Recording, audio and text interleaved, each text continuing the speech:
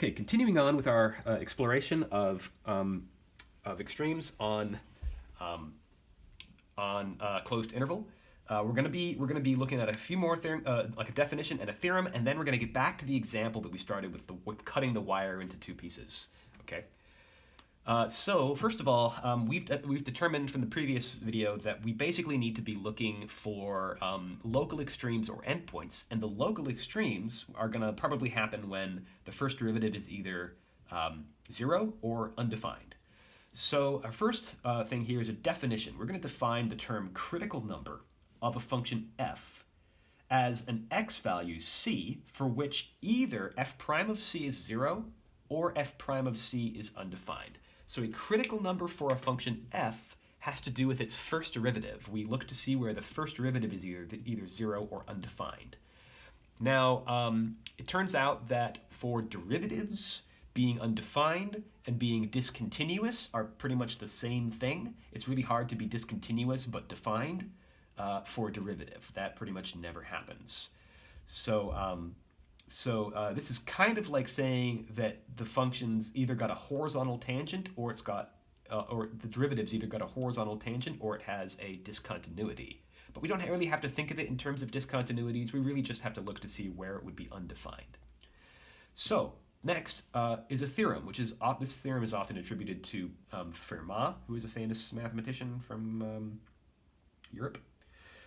And this says that if f of x has a relative extreme, a min or a max, at some x value c, then c is a critical number of f. So this is just the formal theorem that says what we already figured out on the previous page, right? When I was talking about these two cases, case 1 or case 2. But I want to point out something here about this theorem. Note.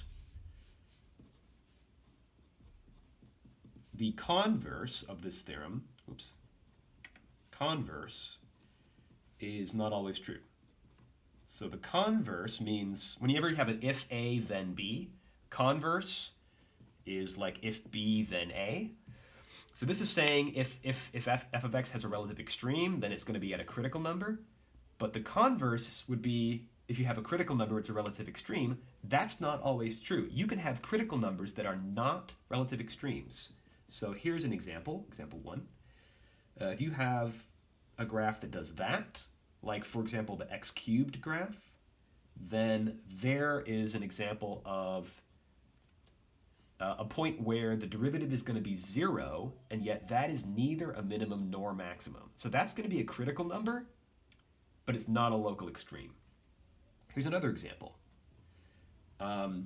If you have some sort of a corner point like that, but that corner does not form a max or a min. Like here it's increasing and then it continues to increase, but it does form a sharp corner. Then at that point, that's going to be a critical number. The x coordinate of that will be a critical number, but that's not a local extreme. And then one more example. I know I said we're going to be dealing with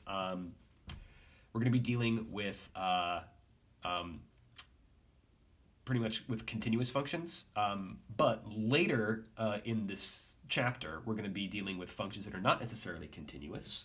All right, it's just in this section that we're guaranteeing everything's continuous, but in the next section or future sections it won't be guaranteed. So if you were to have like a vertical asymptote, then that x value where that vertical asymptote happens, that'll be a critical number, and yet it's not a local extreme. So just be cautious. Critical numbers are not necessarily local extremes, but local extremes do necessarily occur at critical numbers. So let's go back to our example. This was the function that gives us the total combined area of the square plus the circle. So let's take this. If we want to find max and min values for this function, let's first find the critical numbers of this function. To do that, we need to find its derivative. So we start by taking a derivative of this, a prime of x. Now I'm going to differentiate this just as is, and I'm not going to do any simplification. So first, both of these are compositions of functions. So to differentiate the first term here, I'm going to differentiate the power function. This is 2 times x over 4 to the power 1. And then apply the chain rule. multiplied by the derivative of x over 4. Well, x over 4 is the same as 1/4 times x. So the derivative of that is just 1/4. Okay? Now, plus, and then we'll take the derivative of pi times this radius squared. Okay, so it's composition of functions again. So the pi is still going to be there, of course, but I have to differentiate the power function first. So I'll pull that 2 down. Then I have this 10 minus x over 2 pi still inside here, and that's to the power 1. Then I'll multiply by the derivative of 10 minus x over 2 pi. Okay, so 10 minus x over 2 pi, the derivative of that is actually pretty straightforward because this is technically just a linear function. 10 over 2 pi, the derivative of that would be 0.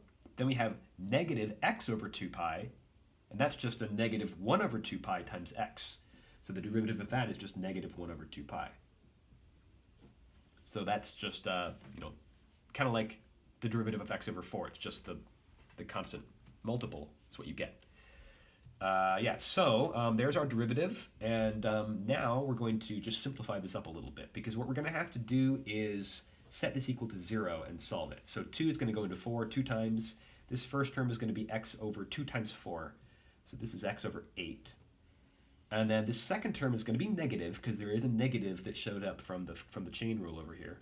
So I'm going to write minus. Then we have a multiple of 2 pi in the numerator and the denominator. So those are going to cancel out. We still have another 2 pi in our denominator. And we've got this 10 minus x in the numerator. So we have x over 8 minus 10 minus x over 2 pi. Okay, let's use that as our nice simplified form. So now we have two things to consider. First, if a prime of x equals 0, then what do we have? X over 8. If this is going to equal 0, by the way, if x over 8 minus 10 minus x over 2 pi equals 0, I could add the 10 minus x over 2 pi to both sides. So really I'm going to have x over 8 equals 10 minus x over 2 pi, right? So now let's work with that. I'm going to write arrow to mean implies. I know arrow sometimes means like approaches, like especially in back in chapter 2 we were using arrow for limits. But arrow also means like then, okay, if this, then that. So I'll use the arrow to take us from one equation to the next equivalent form of equivalent equation. So I'll cross multiply here and get 2 pi x equals 80 minus 8x. Let's get the x's on the same side. 2 pi x plus 8x equals 80. Now we're just doing algebra, folks, so nothing special, nothing hard or fancy here. I'm just going to factor out the x, so 2 pi plus 8 will be all multiplied by x. That equals 80. And then our x will be 80 over 2 pi plus 8. And that is approximately equal to 5.6. So that is one of our critical numbers, 5.6. That's approximated. I think that's rounded to 1 decimal place. So that's one of two things we need to examine, right? Critical numbers happen when either f prime equals 0 or f prime is undefined.